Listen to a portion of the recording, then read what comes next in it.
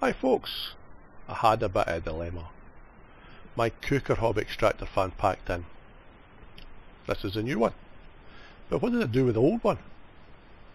Couldn't bin it. This is it here. So I mounted it on a bit of plywood, ripped the wiring out it, rewired it to direct to the switch, and not through any control panels, and any protection circuits and stuff like that. And then I kind of made it look a bit better. It was a kind of funny shape, so I got some plywood and filled in the gaps and things.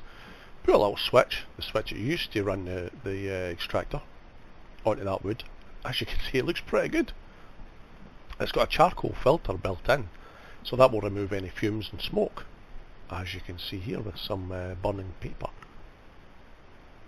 It works brilliant. It's a really powerful fan, unbelievable. So it's just something for the garage, you know, for when I'm soldering or grinding or any kind of sawdust. Brilliant, and it tucks up neatly in the corner. Cheers.